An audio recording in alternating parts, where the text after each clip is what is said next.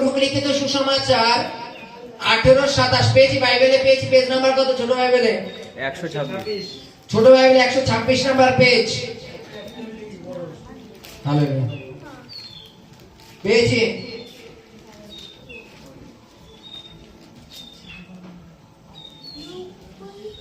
Look 18:27 পেয়েছি।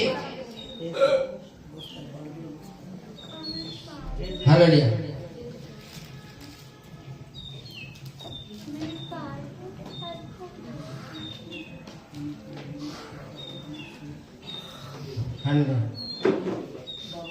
তিনি কহিলেন, যা মনুষ্যের অসাধ্য তা ঈশ্বরের সাধ্য। তখন পিতর কহিলেন, দেখুন, আমরা যা যা নিজের সে সমস্ত পরিত্যাগ করিয়া আপনার পশ্চাৎগামী হইয়াছি। তিনি তাহাদিগকে কহিলেন, আমি তোমাদেরকে সত্য বলিতেছি, এমন কেউ নাই যে ঈশ্বরের রাজ্যের নিমিত্তে বাড়ি কি স্ত্রী কি ভাতৃগণ কি পিতামাতা কি সন্তান সন্ততি ত্যাগ করিলে ইহকালে তাহারা বহুগুণ ও আগামী যুগে অনন্ত জীবন না পাইবে। Hallelujah, hallelujah. বাইবেলে লেখা আছে, মনুষ্যের দ্বারা যা অসম্ভব ঈশ্বরের দ্বারা তা সম্ভব। এখানে একটা ঘটনা লেখা আছে, জানো তো? সবার প্রথম থেকে যদি দেখো, এখানে ঘটনাটা এইরূপ লেখা আছে যে একজন বলছে মানে অনন্ত জীবন পেতে গেলে কি করতে হয়? প্রভু বলছে এই আজ্ঞাগুলো পালন করো। সে বলছে এগুলো পালন করি। সে প্রভু বলছে তুমি এক কাজ করো, তোমার সম্পত্তি বিক্রয় করো, গরিবকে দান করো, আর আমার পশ্চাতে এসো, তাহলে অনন্ত জীবন পাবে। সেই ব্যক্তি আর প্রভুর পেছনে গেল না যাওয়ার জন্য যীশু খ্রিস্ট তার শিষ্যদের উদাহরণ দিলেন, ধনবানের স্বর্গের রাজ্যে যাওয়া অপেক্ষা সূচের ছিদ্র দিয়ে উটের যাওয়া সহজ। কনফিউজ আমরা সকলে, তাই তো? উটের সুয়ের ফুটো দিয়ে অত বড় উট কি করে যায়? বাইবেলে লেখা আছে, মনুষ্যের দ্বারা যাওয়া অসম্ভব, ঈশ্বরের দ্বারা তা সম্ভব। তার মানে ঈশ্বর ঢুকায় দেবে, তাই তো নাকি? তার মানে ঈশ্বর ঢুকায় দেবে, তাই তো নাকি? কি করে ঢুকাবে? কি করে ঢুকাবে? একটা সুয়ের ফুটোতে শুধু সুতোটাই ঢোকে, উট কি করে ঢুকবে? বাইবেলে লেখা আছে ঈশ্বরের পক্ষে সমস্ত কিছু সম্ভব। এ কি করে ঢুকবে? তখন ঈশ্বর ঢুকাতে পারবে, তাই তো নাকি? হালেলুয়া। এই সুয়ের ফুটো দিয়ে আমরাও চলে যেতে পারবো। হালেলুয়া। এই সুয়ের ফুটো দিয়ে আমরাও চলে যেতে পারবো। হালেলুয়া। বলো কি করে? প্রথমত এই যে সুই আর তার যে সুতো ভালো আমরা দেখেছি তো, সুতোটাকে প্রথমে একটু সোজা করে নেয়নি, আস্তে করে ঢুকিয়ে দেয়। হালেলুয়া। আজকে তদ্রূপ আমাদের সোজা হতে হবে, তাহলে আমরা সুয়ের ফুটো দিয়ে যাবো। আমরা তো বেকার, আমরা পাপ থেকে ফিরতে চাই না, আমরা শুয়ে ফুটো দিয়ে কি করে ঢুকবো? আমরা অধর্ম থেকে ফিরতে চাই না, অথচ আমরা শুয়ে ফুটো দিয়ে ঢুকবো। হালেলুয়া। বলছে মনুষ্য দ্বারা যা অসম্ভব ঈশ্বরের দ্বারা তা সম্ভব। হালেলুয়া। যেমন উদাহরণস্বরূপ, যখন আপনারা প্রত্যেক দিন যখন এরকম যদি সুসমাচার শোনেন, ঈশ্বরের বাক্য শোনেন, শুনতে শুনতে শুনতে শুনতে আপনাদের ভাবনা চেঞ্জ হয়ে যাবে। আগে যদি পাপের পথে থাকতাম, তাহলে পাপের পথ থেকে ফিরবো। হালেলুয়া, তাই তো নাকি? এক কথায় বলে যে নিজেকে তৈরি করা। হালেলুয়া। আজকে যখন আমরা আমাদের সন্তানদের স্কুলে পাঠাই, কিসের জন্য? পড়াশোনা করবার জন্য, তাই তো? ছুটির ক্ষেত্রে বলে থাকি, মনে করো শুভকে দিয়ে বলি, শুভ দুটো রবিবার প্রার্থনা আসলো না, তারপরে থেকে দেখবে আসাতে আমার মন লাগে না, মানো?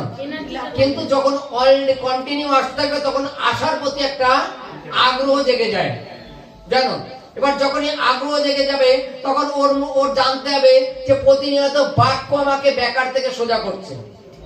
প্রতিনিয়ত ঈশ্বরের বাক্য বেকার থেকে সোজা করছে। একটা সুতোকে কতবার সোজা করতে হয়?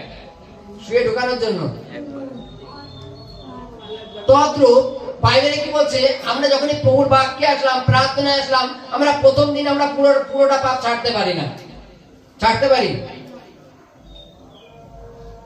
প্রথম দিন আসলাম, চলো প্রার্থনায় বলতে, চলো মিথ্যে কথা বলা যাবে না, চলো আজকের থেকে মিথ্যে কথা নাই বলবো না, বাকিগুলো টুকটাক একটু না করলে হয়।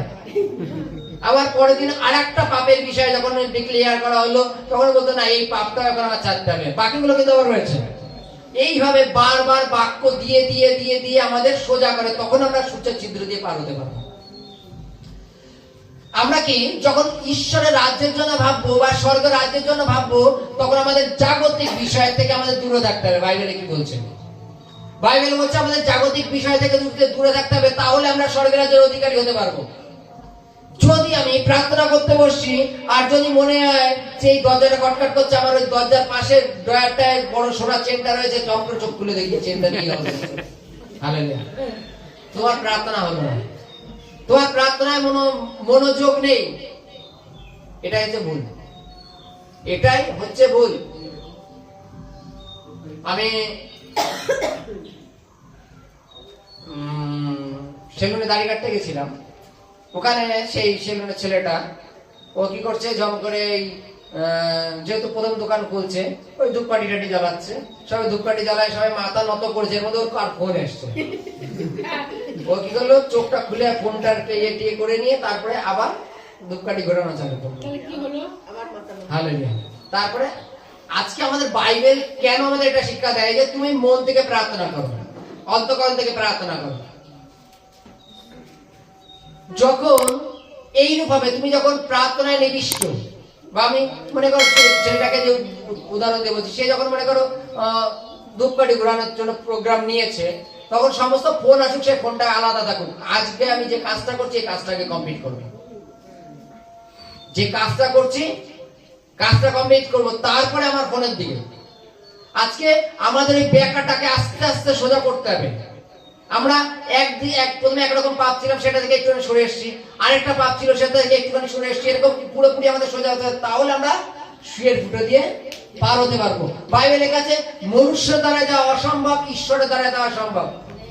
মনুষ্য মেরে মেরে কাউকে শেখায়, আর ঈশ্বর বাক্য দিয়ে দিয়ে শেখায়। হালেলুয়া। ঈশ্বর বাক্য দিয়ে দিয়ে শেখায়। এবার বলো, মেরে শেখাতে তুমি কতক্ষণ পারবা?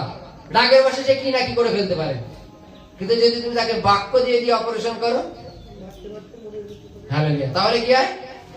সে পরিবর্তন হতে বাধ্য। হালেলুয়া। দেখো, শুধু এই বাক্য আমরা দেখো জগতে কত বড়, মানে আমরা জগতের লোক শিখায় না, মানে বুদ্ধিমান, যে কেউ যদি স্বামীকেও হিট মারে দেবে বাক্য দিয়ে হিট মারে, মানে কোন বাক্য দিয়ে? শুধু প্রভুর বাক্য না। হালেলুয়া, বুঝতে পেরেছি? চল, হালেলুয়া, জয় কৃষ্ণ।